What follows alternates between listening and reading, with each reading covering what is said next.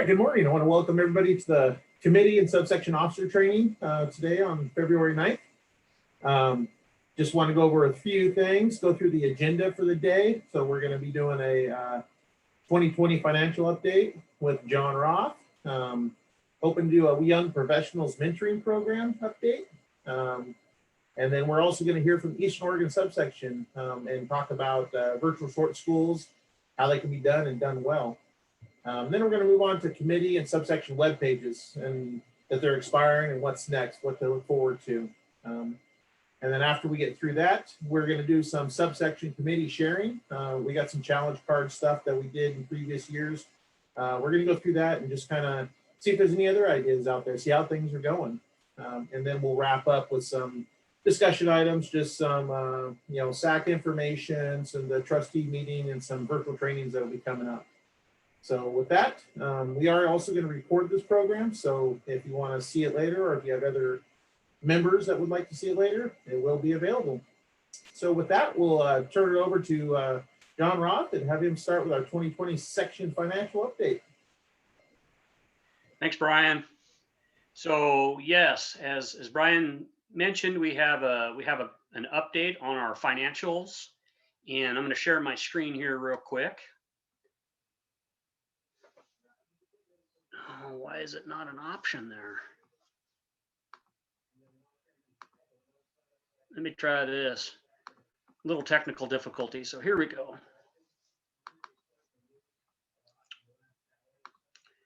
And I'll zoom this in. So as you may know or may not know, COVID kind of put a real cramp on our style. We had to cancel the conference for 2020. The in-person conference for 2021 is also canceled. We'll be doing quarterly trainings. Keep your eyes peeled for that. There is one coming up here in the next couple of weeks. So if you haven't seen that, please check out the website or check out the newsletter and get registered for that. Should be a lot of fun, and hope to see a lot of you there. To go over kind of the budget or the 2020 recap, so about midway through the year, we did a budget amendment to anticipate losing the conference. We scaled back almost all of the discretionary expenses. Anything that wasn't a fixed cost, we more or less cut it out of there. Kyle did a really good job of negotiating with some of the hotels and venues and some of those areas where we weren't going to be able to meet and try to recoup some of those costs and defer the penalties and some of those things. So as you're looking at the budget here, I have the table up. You'll see what on the left-hand column there is what was originally adopted, and then the middle column would be what was amended, and then how we came out with the actuals.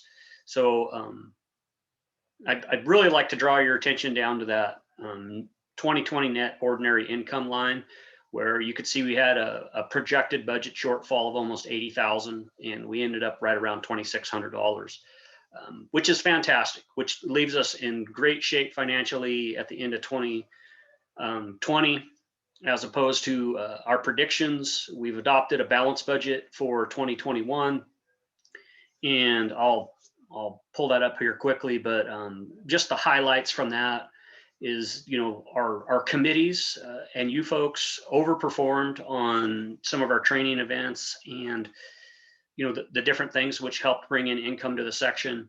And again, we were able to defer a lot of those costs through efforts of the executive director.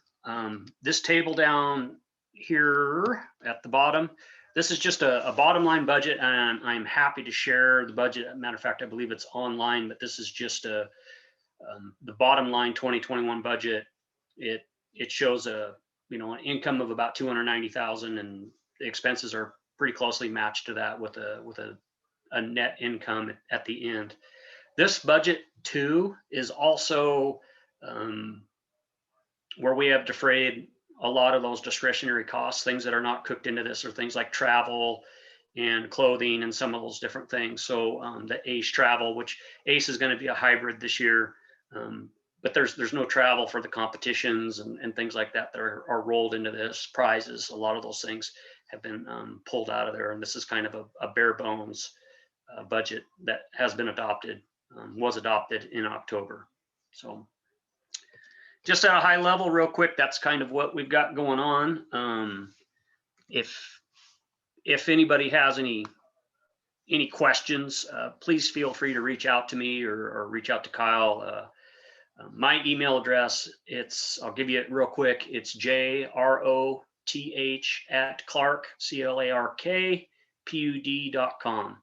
And I'll be happy to share whatever information I can with you. So, Brian, that's all I've got. I'm gonna stop sharing here if I can figure out how to do that. Yeah, thank you, John.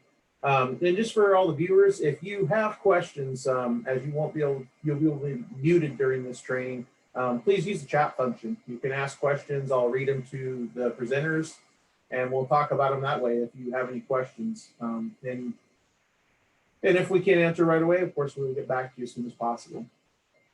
So thanks, John. Anybody questions for John on the 2020 financial update? I'll give a minute here and see if anybody chimes in.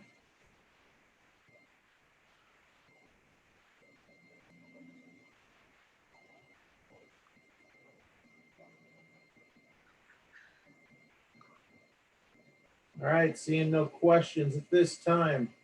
With that, we will move on. We're going to go down.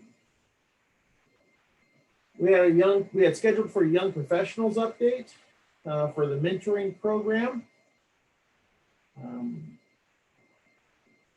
Erica doesn't seem to be with us at this time.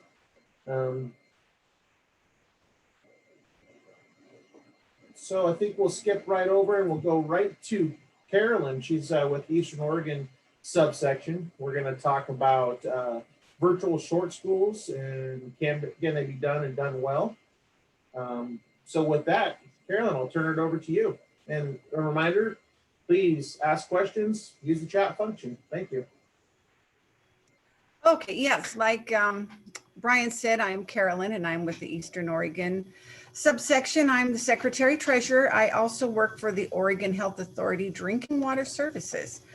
With the help of Kyle, who prodded me into joining this training, we have come up with a list of questions that might come up about a virtual training. So I'm just going to read the question and come up with, give you my answers. So the first question was, how did the Eastern Oregon Subsection come to the decision to do a virtual training or virtual short school as opposed to doing smaller virtual trainings throughout the year? Well, we only do 2 trainings a year. Every spring, we do a short school, and every fall, we do a one-day fall training. And we figured there's no reason to change. We didn't even think about doing more than one virtual training, so that never even crossed our minds. So a little bit of background. We started the process of putting on a 2020 conference. It was going to be at the end of March in 2020. And we started that in the fall of 2019. And then COVID hit and Eastern Oregon was locked down tight. It was horrible and it still is. And everybody had travel restrictions. So our committee met and we decided that in early March that let's just kick it down the road and let's put our short school on. At the end of September, we could still have our same location in Ontario. And we figured, oh, COVID's going to be over and everyone can meet in person. And boy, were we wrong. And so in July, we met again and we decided, let's do a virtual conference. And so the first thing that we did was contact OSAC to make sure that the conference that they approved all the CEUs for March, we could still use them in September and that they were okay with us going virtual. And we talked a little bit about how we would make sure that people were joining us correctly and paying attention and participating so that they could get CEUs. So they were good with that. And our next thing that we did was contact Lori Servin with Action Registration, and we hired her. And she's a godsend. Could not have done the conference without her. So we also contacted all of the vendors and the speakers and the attendees and said, we're going virtual, folks, so hang on to your hat. So the next question is, what platform did we use? Well, Lori went out and did some research for us and presented our committee with 3 different options, 3 different companies. And the one we wanted, they couldn't accommodate our dates in September. So we went with our second choice, and that was Event Mobi, and they are a company out of Canada. And it worked fine. It worked fine for us. So the question that might come up was it a reasonable price? I have nothing to compare it to. But it was $5,000 for 3 days of conference. And we also were charged an extra $100 from the bank for a foreign currency fee because the company is out of Canada. Another question is, would we use them again, Event Mobi again? Yeah, and we're doing it again. We're doing one in 2021. So yes, we'll use them again. We're relatively versed with how to use Event Mobi. And a little something about our conference. Is it a single track? Is it multi-track? And we're just doing our regular schedule. We always do 3 days, and we usually do 3 or 4 tracks. We do a water track. So this year's a water track, wastewater track, and 2 combined tracks. So, and our schedule's full. So, and the big question is, how do we track CEUs? Well, every class has a moderator, and every moderator has a list of every attendee who has signed up for the conference. And we do roll call through chat. So you have like 5 or 6 minutes, you say, okay, who's here? And you just start, checking off the names of who is in attendance. And like I said, you give them 5 or 6 minutes to get settled, get their name in. And then we do polling questions. So the speakers all give polling questions, 1 or 2 questions per hour, and it pertains to their subject matter. So the polling question comes up, and you never know when it's going to come up. So you can't, you've got to be paying attention and can't wander off and make a sandwich. And so you sit there, you wait for the polling question to come up, and they have to answer it. And I should back up a little bit, because everybody, all of our attendees have a log on for Event Mobi. And so that unique log on follows the attendee through the conference. So the log on information is tracked, tracks the polling question responses. So that's how we know who is paying attention. So I must say that the tallying CEUs for a virtual conference is much harder than it is for me anyway, from an on-site short school, because on-site you've got a CEU card, and the moderator stamps your card when you go through a class. Well, to tally up the CEUs for any virtual event, I had to go in after the end of our conference, and I download all of the polling responses. So then you have to tie all the polling responses to the login information and to who was actually responded to the roll call. So you've got all this information to put together, but it can be done through Access. And we did get the CEU certificates out in rather quickly with a few headaches, but we did get it done. We do have virtual vendors and sponsors. Last year, when we decided to go virtual, we did have a couple of vendors that jumped ship. They didn't see the value in having a virtual booth, but for the most part, all but about 2 or 3 hung with us. And our attendance when we have it in Ontario, so we always switch from when we have on-site from Pendleton to Ontario. So Ontario is always we always have lower response on attendees. So this year it should have been in Pendleton. So we're expecting a larger crowd. We only had 74 last year, but we did have several join us at the last minute because we were about the only game in town to get CEUs. So I'm hoping that that we end up with a lot of attendees this year. And did we receive feedback? We did. We always ask our attendees to fill out a survey, and the responses were really good. Hardly any complaints, and I think people were just so thankful to get CEUs from somewhere. And we also send out a survey to vendors, and the response was pretty good with the vendors as well. Not too many complaints.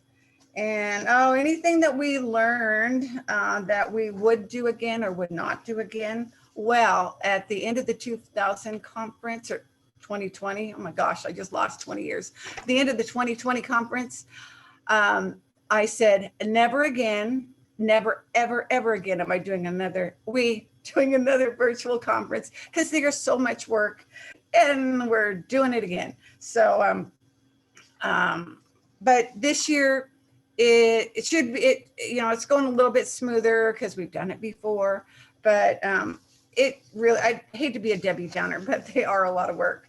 You field a lot more questions. You've got operators, that aren't real tech savvy, that have to log in and set themselves up with the login, and they're calling you at 7:30, the Monday morning of your conference, saying, I can't get on, and that kind of stuff. And lots of questions from the speakers, because they have to send us their videos, because all of the presentations are pre-recorded. So they have to send in their videos, and we have to make sure that they work, have to make sure they're an hour long. And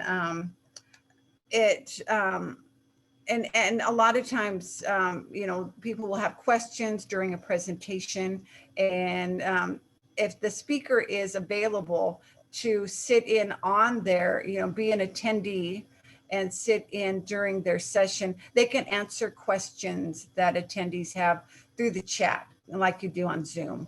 So did we make any money? We did make money. It was a little skewed last year because we started out spending money as if we were going to have an on-site conference. So we bought attendee gifts, we bought speaker gifts, heavy speaker gifts, and we ended up having to mail them all. So that was a chunk of change, but we did make some money.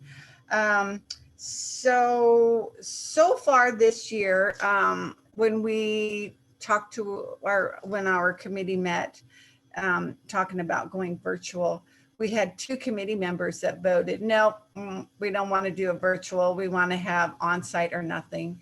But our mission is to train operators and provide CEUs. So it wasn't an option to not have another virtual conference. So this is actually our 39th short school. So we're kind of on a roll. If we didn't have a short school this year, we would break our record. Right now I'm working on the Oregon CEUs, getting that taken care of, getting that application done. And I'm also looking into Washington. I hope I'm not biting off more than I can chew, but I figured there may not be a lot of opportunities for Washington operators to get CEUs. So looking into getting CEU approval in Washington just for this year. And our attendance, so far we're getting fairly good response, and a lot of attendees are coming in from the other side of the state. So that's kind of good that the word is getting out about our conference. And pricing, we didn't lower our price for the virtual conference for attendees. We're doing the same, 300 for non-members and 250 for members. And that's for the full conference. And we have other rates for if you only want to go for one day. And this year we also are adding backflow management is coming in, and they are going to do a cross connection specialist update, because we do that every other year. And but we did lower the price for vendors, and we lowered it by 40%. And that was after talking to a couple of vendors to see what they thought they would get value out of. So, and our vendors, we have 3 tiers of opportunities for the vendors. So we're hoping we get some more participation from vendors. It is, they can come in and build a virtual booth. They can have videos within their booth. They can, have one-on-one meetings. They can have raffles, and there's a lot of opportunities for vendors. So that about wraps up what I had. And if anybody has questions, something I didn't answer or didn't answer well, let me know. Carolyn, we actually do have a couple questions and comments here. So Chris Young, longtime listener, first time caller, has a question for you regarding any tips or tricks that you learned from the CEU process that you could share with folks. Sometimes the CEU process is a little intimidating, especially if you're from a different state and you're trying to get cross-state CEU certifications. You mean tips or tricks on how to get them approved? Well, yeah, the whole process. I mean, is a lot of hoops to go through, or is it was it fairly easy with? It's just with Oregon, it's just the regular hoops. I send out through Google. I have a Google form that the speakers have to fill out, and they give me all the information that I need for the Oregon speaker background form, and then I merge all that together. And this year, something new is that OSAC, their application is now online. So I won't be mailing a big old fat, hairy application packet. I'll be doing it online. So that's a little intimidating. I guess you got to do it right the first time, or I lose my fee and I have to pay it again.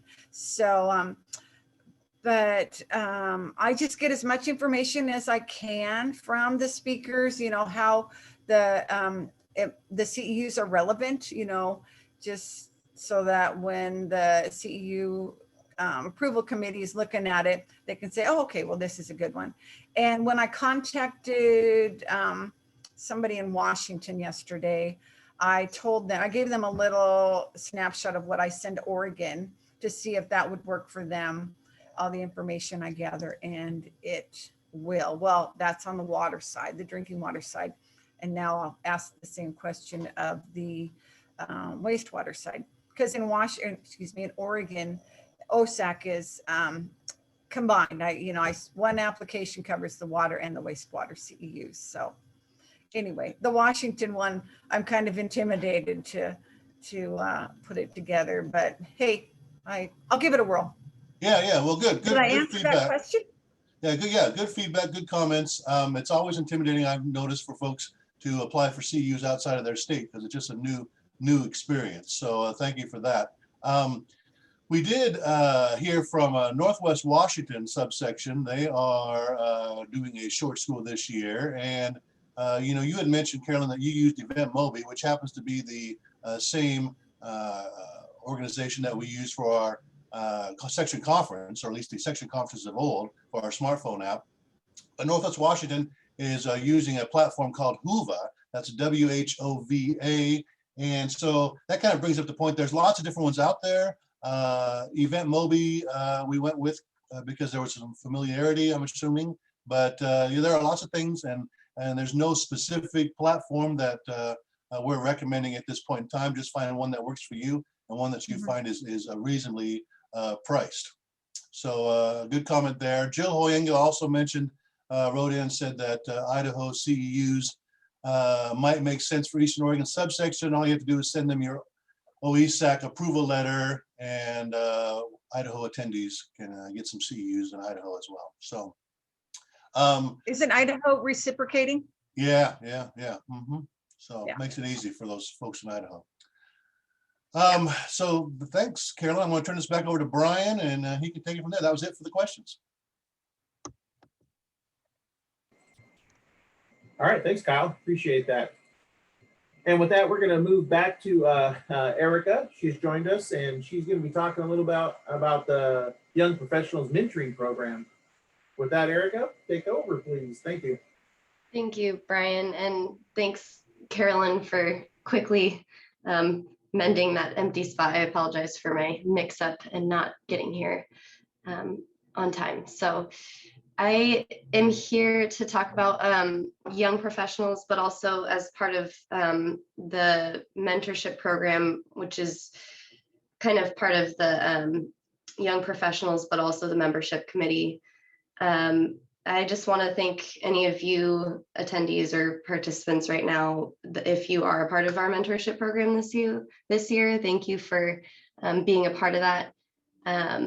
And we this year are, doing things virtually with the mentorship program. So we've luckily been able to set aside our geographical limitations in pairing people up, which was nice to be able to, pair people from across state lines and whatnot, just since it's virtual meetups with COVID.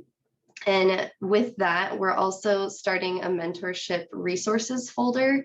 So I have like a Google Drive folder, and I can put the link to it in our chat here. But I just wanted to spread the word about this mentorship resources folder to all of you. If you have any resources that you think might be useful to our mentorship participants, that we would love to have you populate this folder.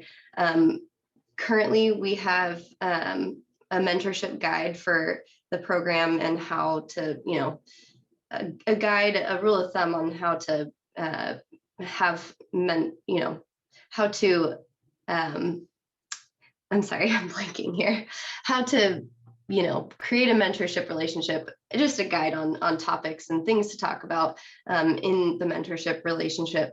And of course, it's just a guide. Our mentorship participants are able to do with what they will, what they want to with their mentorship relationship, their pairing. But we also have a list of topics in our resources folder, topics for our participants in the mentorship program, just topics about things that, they might find interesting or helpful to talk about between themselves, the mentor and the protege. So for example, we're looking to populate this folder and hoping that if you guys have any materials that you think would be helpful, that you would please drop them into this folder. So some examples of things we might be looking for are documents or presentations regarding mentorship, leadership, icebreakers, additional discussion topics that you think are good between the mentor and proteges, so they can pull from that if they want, as well as anything else that you think might be useful. And if you know anybody that has any resources that are mentorship related and you think might be helpful for our participants, please feel free to forward this link to others, or drop in any documents you think might be useful. And that's all I've got. Are there any questions or? Let's see. No. Well, thank you, Erica. Yeah, Any questions, please send through the chat function again. Yeah, no questions at this time. Yeah, seeing none either. So thank you for your time, Erica. We appreciate that. Thank you. With that, we'll be moving on then to the next topic, which is our committee and subsection web pages are expiring, and what's next? And Jeremy's going to fill us in on that. All right, thanks, Brian. Let's see.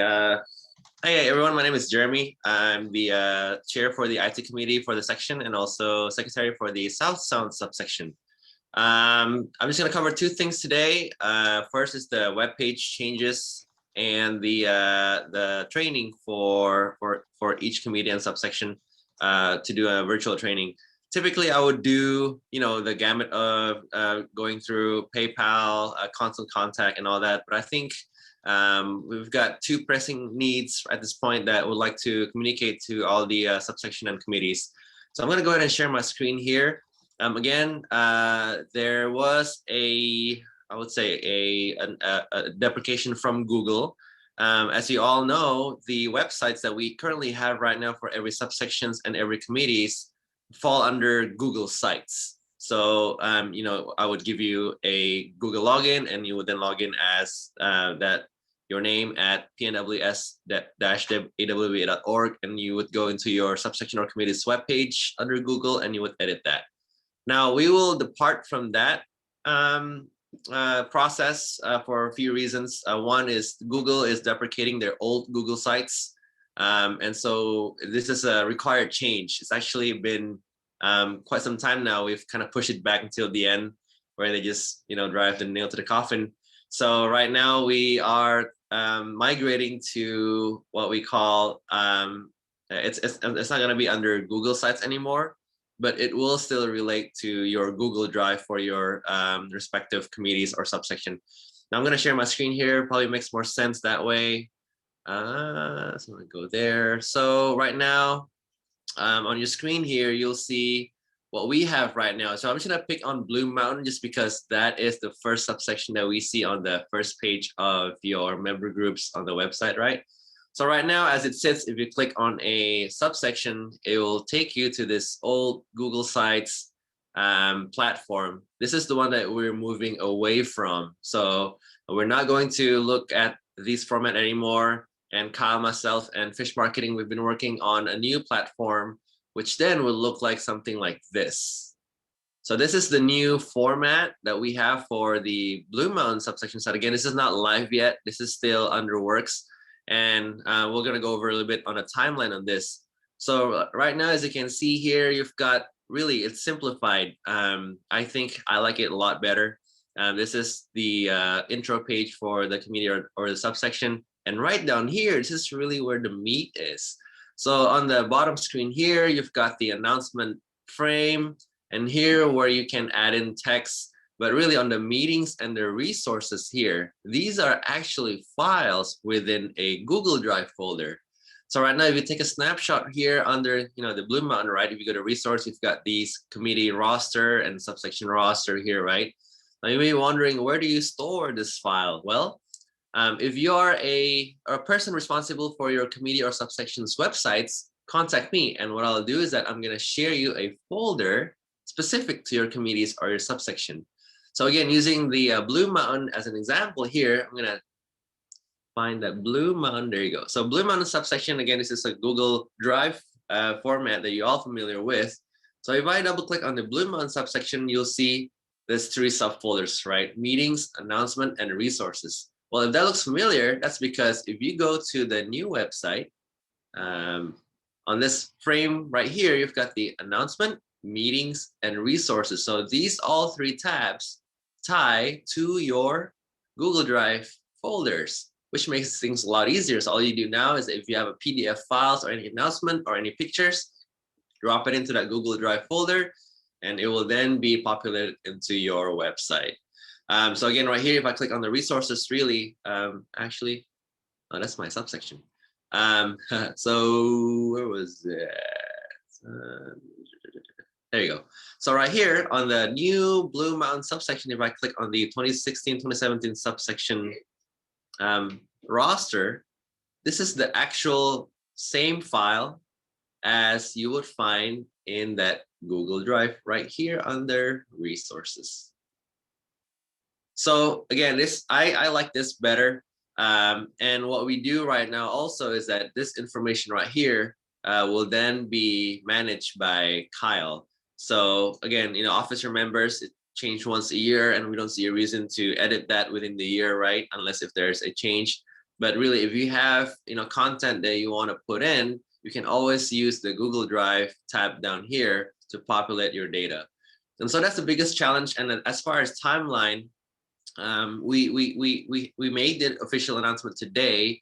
And if you are responsible for your committee and subsection websites, please contact me. Either you'll contact me first or we'll get to you in order for us to work on these. So the idea is that the next 2 weeks, we're going to have you guys to populate the new site, if you will. So I'm going to share you that Google Drive access for your websites. All these subsections here and all the committees subfolders. I will then share these to the respective person responsible for the website. And after that, we can work on putting your content in. You can do a Google Drive of your bylaws or your announcement for the next training or something like that, or even links for your registration. We can help you with that. But the idea is then to have the switch over. So we're gonna go away from the old format here, where let's say if I go the South Sound subsection here, and when we click on that link right here, instead of getting you to the old site, it's gonna go to the new site right away by March 1st. So that's the quote unquote, I guess, deadline. March 1st is then we will do the switch over.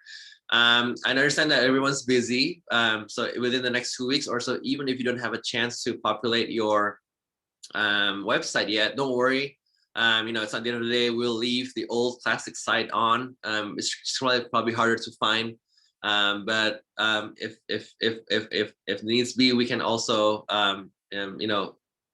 populate something real quick on your subsection or your committee when we do the switch over, just so that you have information if someone needs to access your subsection or committee.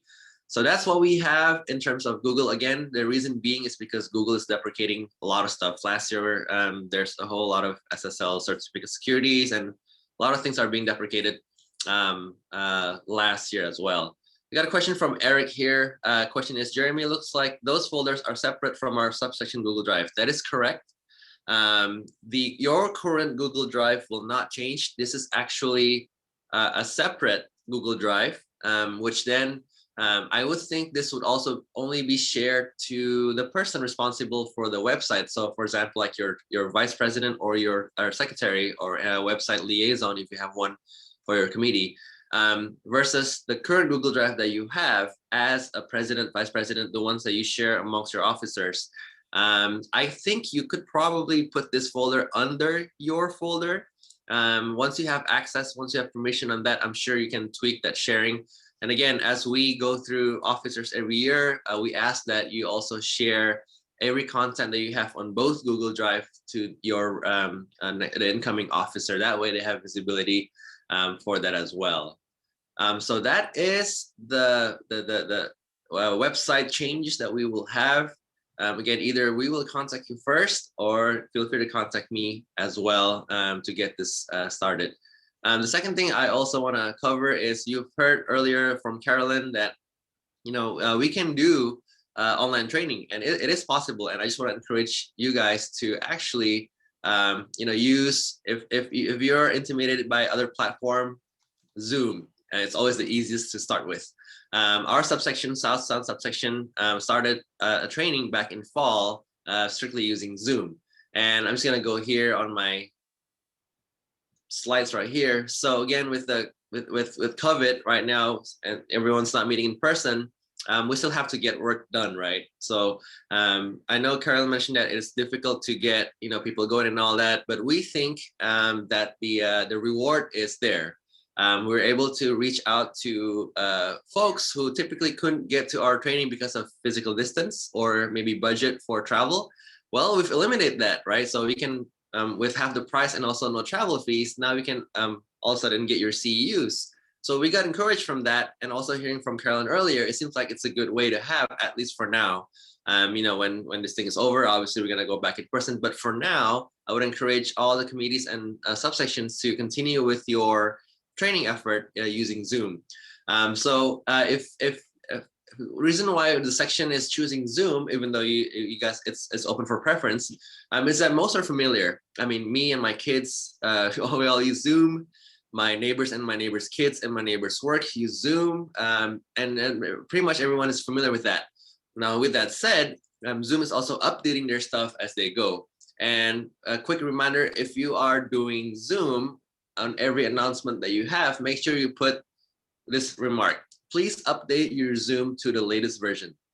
Reason being is that when you saw earlier, when Carolyn mentioned about CEUs and data gathering to make sure that they're there, we do use polling. And what we found last time was that if you are using the older version of Zoom, the poll window doesn't pop up. Same thing with the Q&A window. If you're not using the latest version of Zoom, those things don't pop up, and instead they have to go through chat. So I've been in a lot of Zoom meetings, obviously, and I've heard that from a lot of them, that they said, before we start, make sure you update your Zoom, and they actually gave 10-minute break for people to update their Zoom. So that's also another best practices that we want to share as well. Use Zoom. It's pretty straightforward. It's low bandwidth. And you can also do either a webinar, which we recommend, or the other day I was in a trade show under Zoom, and it's got about 450 attendees, not webinar style, but it was actually a meeting style. So you've got 7 pages on my big screen here of people's faces. That's also possible if you want to go that route. But again, the idea is to promote training, make sure that everyone is contacted, everyone is reached out, and they can they have access for their CEUs. And again, this is best practice. If you have multiple screens, utilize them. Grab as many screens as you can. Practice dry runs. If you have multiple speakers, have them come on board a week prior to. That way they're situated with how to share screens. They're situated on how to share PDFs. I mean, I know a lot of engineering folks have a lot of documents to share. And so just getting them acquainted to share screens and making sure the audio works and the camera feed, it's good. A little bit background about camera. You want to make sure that the face is up here, not like, like down here, or, like to the side. You want to make sure that you've got a nice view, like that top third is the head of the speaker. That really matters a lot, because when you speak to someone virtually, they look at the screen, and the top third is actually, there's a research on this, but you tend to focus more on the top third of the screen. And it's also a photography technique that if you heard of this term, rule of thirds, right? You want to implement that to make sure that it's presentable for everyone who takes your class. And also to make the a topic a little bit interesting, do a quick Q&A, do a quick, raise your hand if you watch the Super Bowl and you're glad the way it happened and all that, right? So just to kind of do that every 20 minutes to make sure they're not falling asleep, do the polls and make it as interactive as possible. I know that this is, it is a challenge even for myself, but watch a lot of YouTubes. Not saying that those YouTubers are bad, but I did learn a few from some YouTubers on how to present. And that will make your content and your training really interesting for folks to use. And so also I want to point you to the sections guidance to having the Zoom. So again, on your screen, if you go to the website for our section, and if you go to About Us under Governing Documents, you'll see that we also have a guiding documents on Zoom webinar. So if you scroll all the way down, right here, you've got the 2020 webinar training guidance document. Although I think, now that I thought of it, we had a Zoom meeting last time with those who actually held classes online and kind of share best practices and see what worked and what didn't. We may revise this document soon here, but this is the guidance document that you can follow when you want to have a training done. So download that and read that, and you'll be acquainted with it. It's not that hard, and I'm saying this, as someone who had to start, we rewind back in March. It wasn't, once you've done one, you're like, oh, it wasn't that bad. Again, I'm not discounting that there's a larger effort to do this, but we think that the reward is there. Again, we will provide you the Zoom platform. You just let us know, or let me or Kyle know. We'll give you the login as a host. So that way you can then hold meetings for up to 100 plus attendees. That way we can make sure that your subsection and your committee is running, everyone's well informed, and we all stay contacted with each other. So those two are the main message that I want to pass through to the section today. If you are the first time officer or an officer for the subsection or committee, welcome. This is a good section to be in. We have been here for 5 years now, 4 years, and it's a good way to get your feet wet, get involved, and there's a lot of things to be done, and we need your ideas and your creativity. So please reach out to us at any capacity that you have, be it IT, engineering, or anything. We'll be here to work together with you. So with that said, I think that's all I have. I'm going to stop sharing my screen and back to you, Brian. Thank you very much, man. A lot of good information. We do have a couple of questions I wanted to run by you. And we've heard this from a couple of different people.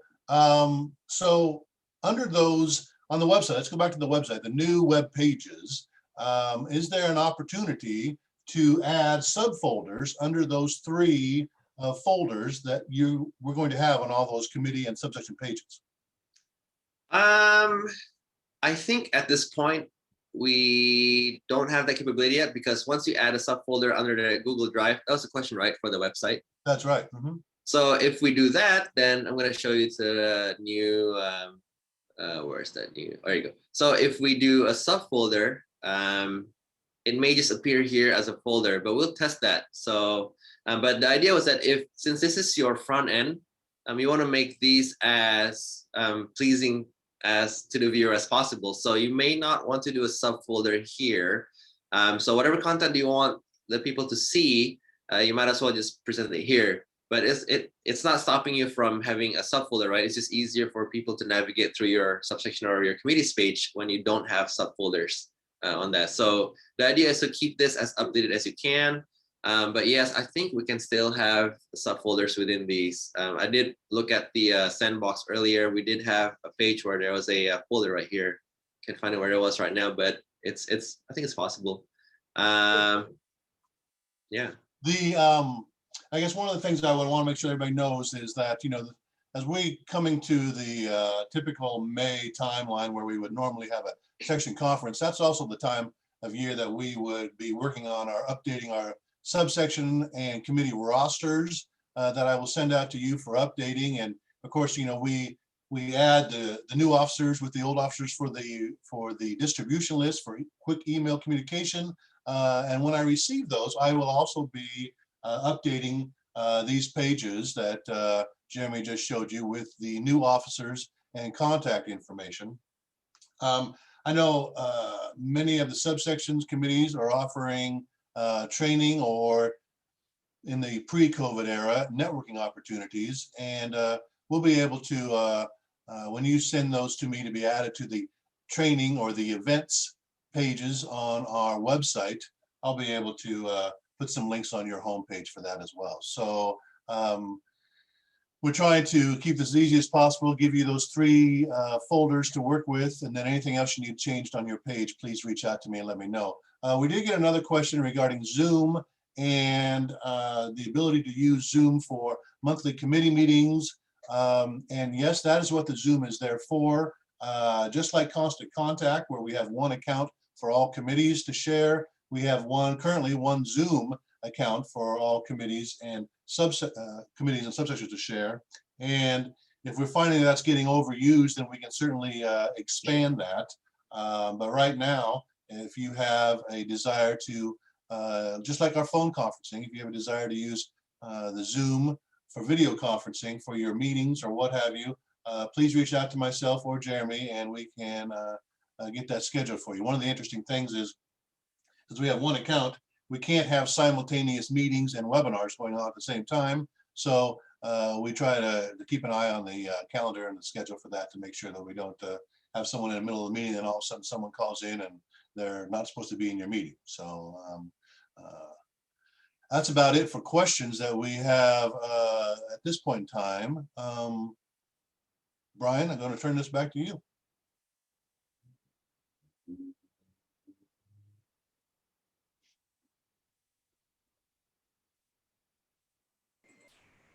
All right, thank you, Kyle. So thanks, Jeremy, for sharing all that information. With that, that's our presenters for today. If there's any questions or anything, continue on this. Of course, we can answer them later or chime in at any time. With that, I'd like to go into a little bit of subsection sharing. You know, normally when SAC puts on subsection training, we have, you know, challenge cards or we do something, trying to get some ideas out of other subsections that can share and things.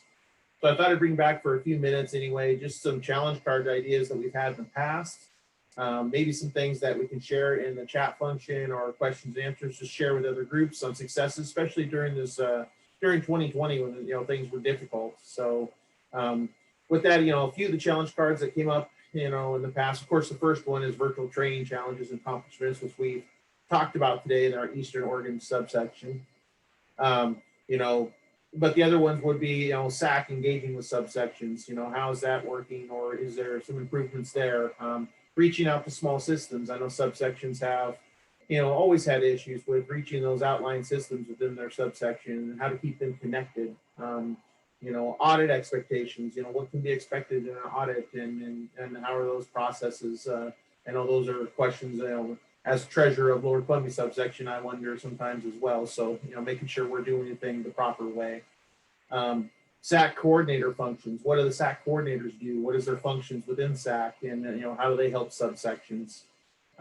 Coordination between subsections, training calendars, making sure we're not training the same days, make sure, you know, we're sharing information or, you know, maybe doing trainings together. Maybe there's ways to collaborate and do different things. So, you know, coordinating is important between subsections, especially bordering subsections. You know, things can be done easier. Succession planning, getting people involved. You know, that's always been a, you know, challenge with Lower Columbia for sure. And, you know, every subsection, I'm sure, getting people involved and how does that look and how do we get people interested in what we do and just get that information out there. And then, you know, officer transition during the pandemic, you know, are you carrying over with your officers from last year? I know there wasn't a lot of work in Lower Columbia. So, you know, looking at that, you know, but checking your bylaws to be sure that that is an available option for you. You know, can that be done or do you need to vote in new officers or how does that work? So looking at transitions at this time. And then discuss value of membership and the options for people. I think, you know, pushing out membership and the value of membership is huge. That's what keeps us going. That's what keeps our information out there and keeps us rolling. So those are a few of the things that have been shared in the past and a few that I've kind of added myself. So, you know, if anybody has anything to chime in on that, you know, we'll give a minute or so for some questions and answers or just sharing of information. Just like to think about these and think about ways that your subsection has helped or been able to coordinate through these events. And, you know, maybe that'll help other subsections improve or, you know, at least through 2021, start to implement their own training programs.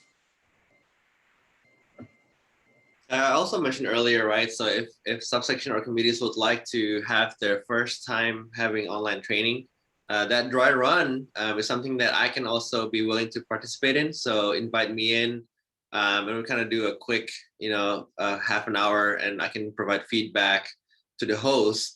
That way he or she can be the host and moderating on a day off. It can be tedious. Another best practice that if you have, I think Carolyn mentioned this as well, when you have someone that's not able to log in and he or she will be calling you and, you know, asking, you know, hey, what's going on? And first answer should be update your Zoom. But at the same time, we also want to make sure that they can get in. You know, we felt really bad that one time where one person could not join at all. And, you know, he had paid for the class. It just for some reason, we've tried for half an hour. So that's the difficult also. You know, one of them has to be a moderator, which keeps like what's Brian doing right now, right? He has to keep the class going. You also have the other person that goes on the background. In this case, in this meeting, it's Kyle who's looking at the chat, looking at his emails, making sure that no one's emailing him and say, "Hey, Kyle, I can't get in." So this is actually a good format too. If you're looking to have a class, like you got to have the Brian here and the Kyle, at least at a bare minimum to run the training. And that way you actually have someone to bounce ideas and to share the burden with. So that's another sharing that I can provide as well. Great, good comments. Thanks, Jeremy. One thing to go back to, Carolyn, if you're still here as well, did you have a date set for your next school and just a date and time for that? Maybe registration information? Our dates are March 29th through the 31st, and our registration information is on our website, the Subsection website. There's a link. And it's Great, on our thank training calendar as well, so folks can find it there. Oh, that's right. That's right. Thank you, Kyle. So with that too, Kyle, does that, or Jeremy, does that mean our website, so our websites, if we have information for training on there, will those still be advertised on the websites, or will those actually be in the training calendar most likely? So it's gonna be both. Kyle takes care of the entire section's events, right? So whenever you have an event from your committee or subsection, let Kyle know and he'll put it in the section's webpage. And on top of that, you also have your subsection or your committee web pages, right? You can also post it there. So it's always good to have more than one, announcement, if you will. It doesn't hurt anyone if someone goes into the section website. They can always find that on the general calendar. Or if someone happens to land on the subsection page, they can also see that without going to the section's website. So it's going to be on both. And again, don't worry about if you think that we're going to change things up. Feel free to even today, if you have access to your old site, just update that. Make sure your registration link is there. What we do right in the next 2 weeks is that we're gonna have that information on the new page. So when we do the switch over, you're not losing anything. We're just taking that content from the old site on the new site. And so when the switch over happens, it's as if no information is left behind. So that's kind of the aim here. All right, great, thank you. So with that, I see Northwest Washington is doing their 2-day short school, June 8th and 9th, and advertisement will start in March. So be looking for that as well if you're interested in having folks attend that. With that, I don't see any chats or anything on the challenge or the cards or any suggestions, but it's always free to pass information around. You can send it to myself at SAC. I am the SAC chair for this year and foreseeable future right now. So anyways, yeah, you're free fellow to pass information and I'll get it passed on as much as we can. With that, I'd like to do a little bit of discussion of the trustee meeting that's going to be going on today. So the agenda is available if you'd like to attend that. I believe that's from 2:30 to 3:40-ish, somewhere right in there. So if you'd like to attend the trustee meeting, that can be done virtually as well. And then also we have virtual trainings that will be available coming up. So you'll have full day CUs of 0.6 or half day CUs of 0.3. The first quarter training is resilience strategies. That'll be on February 25th. Registration is open for that. And then our second quarter regulatory rodeo will be May 20th, and registration is open for that as well. And of course, there'll be a third and fourth quarter training. Registrations will open for those shortly after these classes, I'm sure. So be looking out for those trainings, those opportunities to get CEUs as well.